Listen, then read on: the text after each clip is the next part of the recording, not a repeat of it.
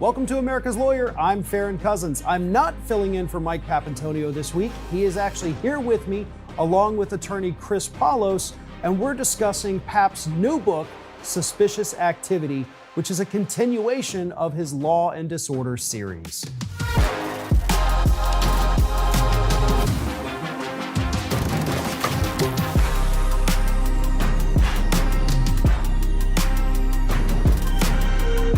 It's almost common knowledge at this point that banks in the United States and across the globe have been laundering money for terrorists.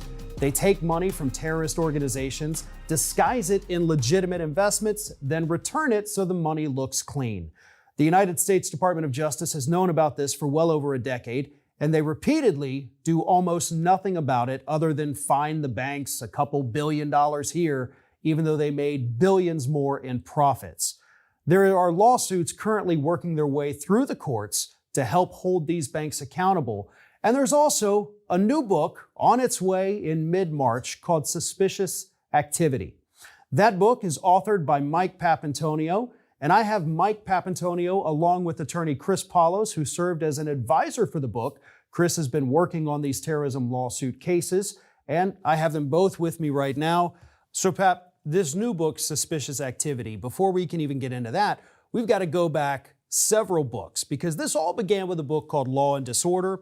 We then had Law and Vengeance, Law and Addiction, Inhuman Trafficking, and now Suspicious Activity. But we're seeing the continuation of a story that developed in Law and Disorder with a lawyer named Nick Dikotomis.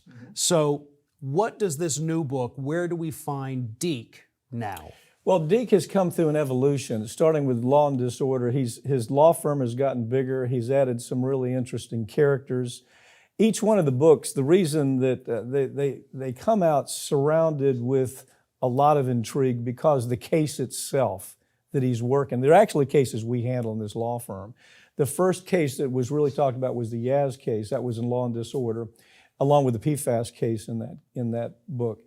But that started with a Yaz product. It was made supposedly because it was a great birth control. The problem is it was killing women. It was killing with DVTs, a whole host of cardiac events. So we handled that case. We tried that first major case. I think the first one we tried, they ended up settling on the eve of trial because the discovery went so bad for them. So you take a story like that and you build a fiction story around it, but it all centers around the character Nicholas Dikotomis and the firm that specializes in this kind of case. The next one was Law and Vengeance. Law and Vengeance was about the gun manufacturing companies that had created a site for a gun that was so far off that it would actually kill people by mistake, that was within 5 degrees of a point that they were aiming at if you were at 50 yards. So, deaths flowed from that. The story centers around that. The Inhuman Trafficking was the last one that I did, and that's about the trafficking problem in the United States and how we, as a law firm, jumped into that case. But it's written around fiction.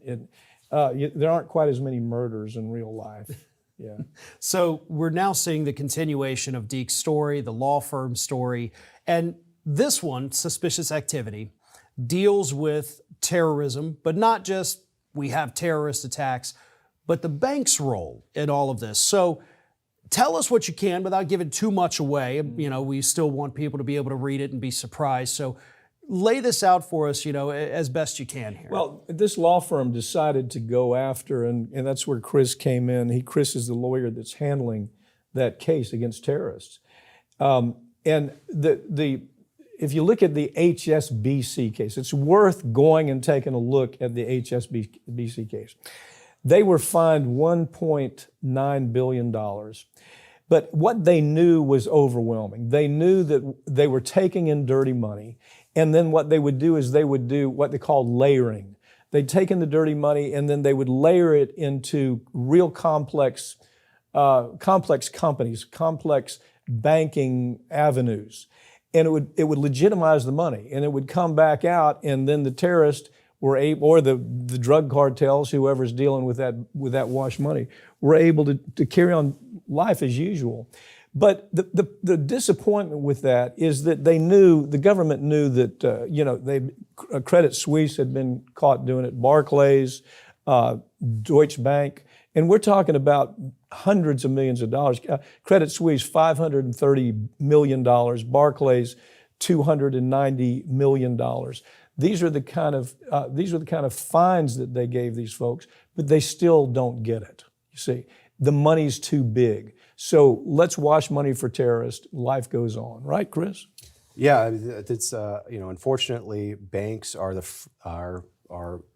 in a position to actually prevent terrorism and have made and taken steps where they have failed their duty, essentially.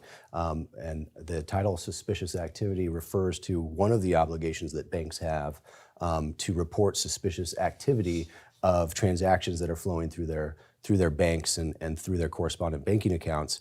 And what we have seen time and time again is banks actually taking affirmative steps to not report that suspicious activity, be willfully blind to it, and allow nefarious organizations, terrorist organizations, drug cartels, and others to bank at their banks as customers and have beneficial ownership in accounts, and that goes unreported. And in some situations, these banks have actually established departments within those banks to specifically handle what they refer to as high-risk customers and to make sure that their transactions aren't being flagged as suspicious so that regulators and the FBI and other, the Department of Justice are able to prosecute them. So they have not only failed their duty, but they are now facilitating these types of actors in accessing funds needed for their illicit activities. And there's a good reason for that, right? I mean, you talk about these fines and 100 million here, 500 million there. Billions of dollars per year are going through these banks from these organizations. So just so everyone is aware, this is not just one or two banks handling for one or two people. This is a well-organized business for these individuals that carry out these attacks. Terrorism is a business, and they run it like a business. Yeah, it absolutely is. By the time the money comes out the other side, after it's been laundered and washed by the bank, by the time the bank takes these transactions and they put distance between the dirty money and these complex layers of bank instruments, by the time that's all over, you have organizations like Hamas that are able to pay for really sophisticated IEDs, for example. How do they go about doing that? Well, they have to have money to do it. In Chris's case that we're handling for this law firm, they're actually able to trace where was it washed, what bank washed it, why did it end up in this part of Afghanistan or Iraq. We can follow that all the way to the place that it killed somebody. And it's done, we would like to think that it's rare. It's been going on for decades. And organizations like HSBC and Credit Suisse and Barclays and Deutsche Bank have allowed it to happen. As a matter of fact, even after this company was hit for $1.9 billion, HSBC, they then jumped in again, and The Guardian caught them doing exactly the same thing, this non-disclosure of suspicious activity, and to the tune of $4.2 billion. So the point is, what does it take to make them stop? These books that I write are, they're a way for the public to, you can take a book, lay on a beach, read a good story, and at the same time learn things that you've never heard before. Most people would never even dream that the drug cartels, for example, are getting all their money from they're washing all their money in banks like I'm just naming to you. It's down to such a science that the Mexican drug cartels actually use boxes that are specifically customized to work at the tellers of HSBC. And HSBC acts like, well, we don't know what's going on, But this case, the banking part of the case, ended up in front of just a purely awful jurisdiction. Talk about that in what the judge's decisions were on that. So many of these cases are brought in the Southern District or Eastern District of New York, which are the backyards of many of these global banks, and obviously the banks are vigorously defending them. And the bank cases at this point have gone up on appeal in order to get into the discovery phase. Several cases have made it through to the discovery phase, usually involving smaller banks or banks that are now defunct. But in terms of these global banks that have tentacles around the globe and banking branches around the globe that are predominantly used by these groups, they are at this point been able to shield themselves from discovery. On appeal right now is whether or not those cases can proceed in discovery, and we will see some decisions on that soon. Nevertheless, what we are able to get in discovery from banks like, say, Lebanese Canadian Bank and some other banks, and banks that may have come under DOJ scrutiny and cooperated or reported suspicious activities, is that these banks are involved. Their accounts are connected, and they're using them to mask the transactions. The more complicated they can make the transactions, the more distance, as Mike puts it, they can put between the bad guys and the seemingly legitimate purpose of these funds. And so that while banks have been somewhat successful at the early stages in avoiding discovery, I do think that we are going to see that defense start to crumble, and we will get into those accounts and be able to look at the data ourselves. So what we're doing, Farron, is we're focusing now on Iran, for example. Okay, Iran is the hotbed for Hamas. I mean, that's where the whole world of terrorism begins, right there in Iran. And so we're able to follow the money directly to Iran's involvement with Hamas and terrorist groups. And we're already getting hundreds of millions of dollars in decisions that run against these folks. But it's going to take a lot more. It's going to take the government actually being a little more involved. The Office of Comptrollers in this case, they knew about what was going on for a decade. They absolutely, no question about it, knew that HSBC was washing money. They had every reason to understand it was for terrorism, and it was for drug cartels. Took no action whatsoever.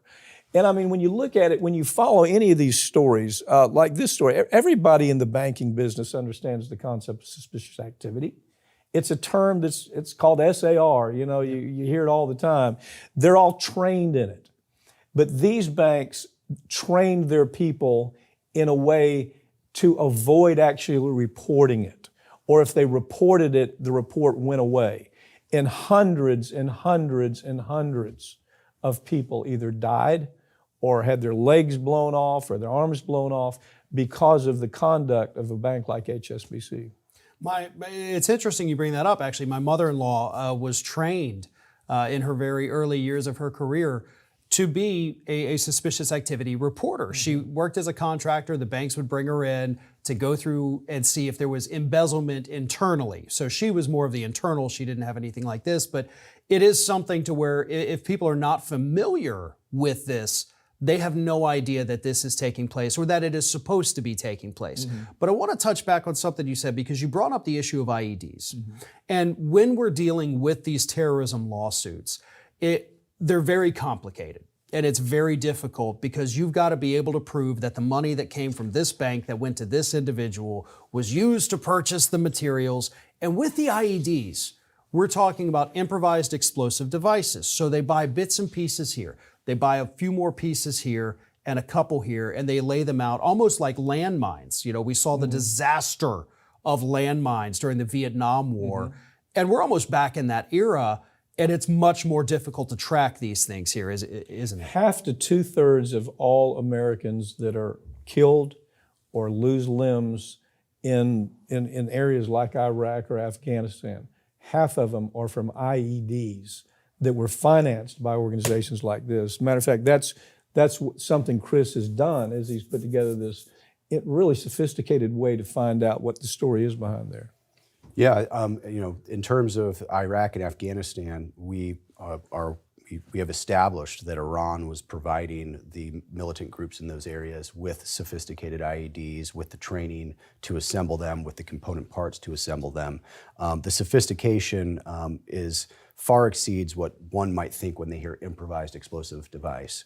There are particular types of IEDs that are remote controlled, radio detonated, can be detonated from 1,000 miles away from a cell phone, and they involve high, very expensive, specific types of metal that will melt in the explosion and cause devastating injuries, that can target armored vehicles and defeat the most armored vehicles, at least in the U.S. military's lineup, and do so and cause catastrophic injuries.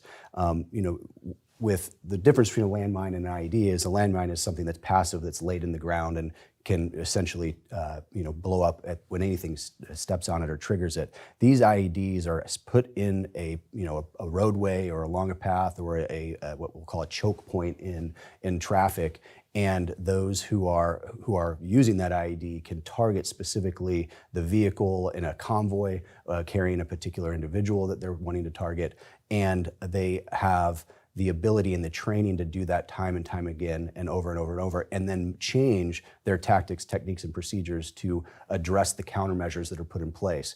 The level of sophistication, not only the individuals that are using those weapons, but the weapons themselves, requires extensive infrastructure, which requires extensive money, and then also access to the materials to create it.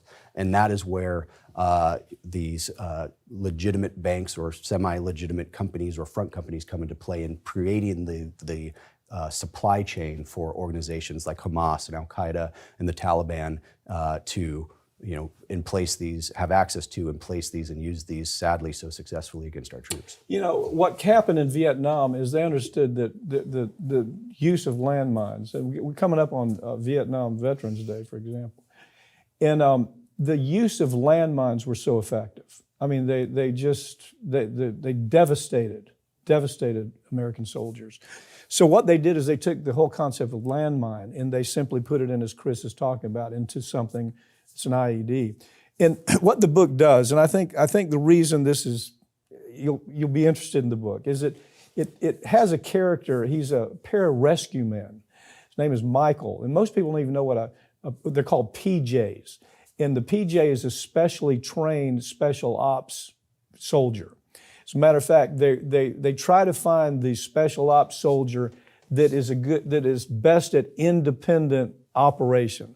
Started in Korea, they would have these PJs drop in from 40,000 feet in the halo dive, and then they move into the area to rescue pilots, rescue whoever had to be rescued. But these are independent operators. They're not like a SEAL team. Most of the time they operate one or two of them will go into an area and rescue these folks. So in the book, in the series of books, Michael works for Nicholas Dichotomous, who works for that law firm.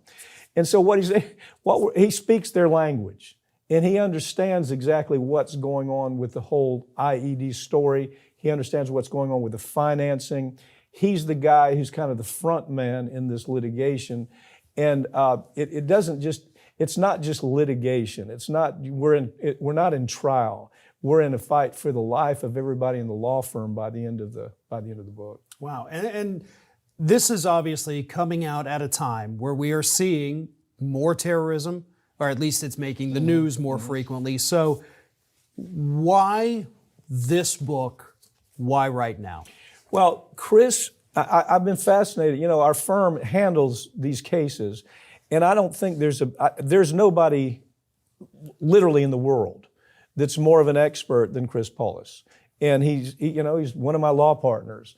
And we're continually talking about new ideas, what's happening in the law firm that would convert to a book, And so it's impossible to watch what he has done with this litigation, way he's figured out how does this IED get from point A to point B? How do we follow where the money started?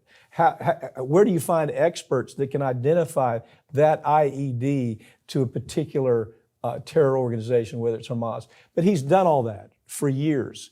And so when I talk to Chris and I follow what he's doing, it just yelled out for a good book. And he was technical advisor on it, and it just did a wonderful job helping shape the facts.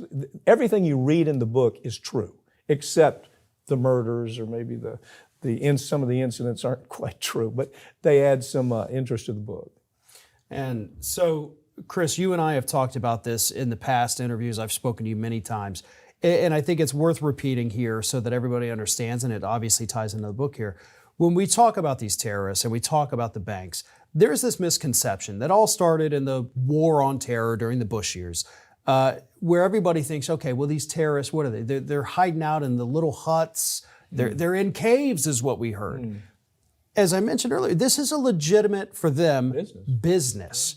These are not just people who sleep on the ground in tents. These are people with full-fledged bank accounts. They're sitting on millions and millions of dollars, if not more than that.